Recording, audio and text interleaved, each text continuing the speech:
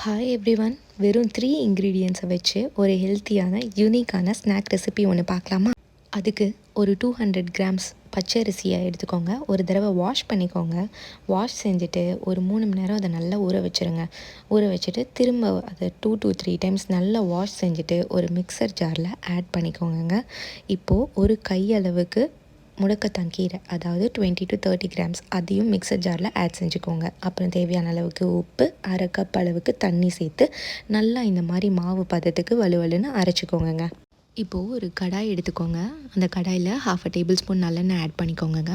நல்லெண்ணெய் நல்லா ஹீட் ஆகணும். ஹீட் ஆனதும் நம்ம அரைச்சி வச்சுருக்க மாவு அதில் சேர்த்துடணும். சேர்த்துட்டு இப்போ இதை கை விடாமல் கிண்டணுங்க.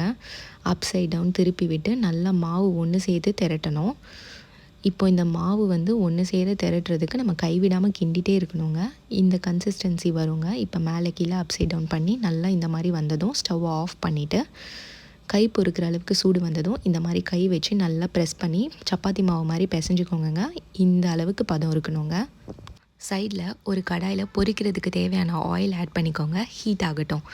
மீன்வைல் நம்ம பிசைஞ்சு வச்சுருக்க மாவை குட்டி குட்டி பால்ஸை ரெடி செஞ்சுக்கோங்க. ஒரு அலுமினியம் ஃபாயில் எடுத்துகிட்டு கொஞ்சமாக ஆயில் ஆட் பண்ணிவிட்டு நல்லா ஸ்ப்ரெட் செஞ்சுருங்க. நம்ம உருட்டி வச்சுருக்க பாலை இந்த ஃபாயிலில் வச்சு க்ளோஸ் பண்ணிவிட்டு ஒரு குட்டி ஃப்ளாட் பேஸில் இருக்க கிண்ணத்தை வச்சு ப்ரெஸ் பண்ணிடுங்க. இப்போ நல்லா ரவுண்ட் ஷேப் கிடச்சிடும்.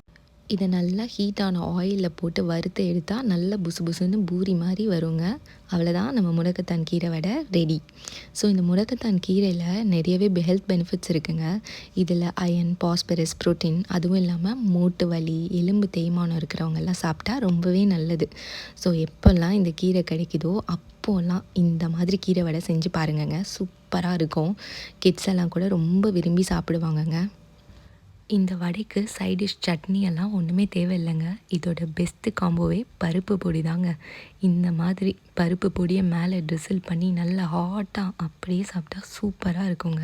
ரொம்பவே எம்மியாக இருக்குங்க. ஒன்ஸ் ட்ரை பண்ணி பாருங்கள். இந்த வீடியோ உங்களுக்கு பிடிச்சிருந்துச்சு அப்படின்னா லைக் பண்ணுங்கள், ஷேர் பண்ணுங்கள், சப்ஸ்கிரைப் பண்ணுங்கள். இன்னொரு சூப்பரான வீடியோவில் உங்களை பார்க்குறேன்.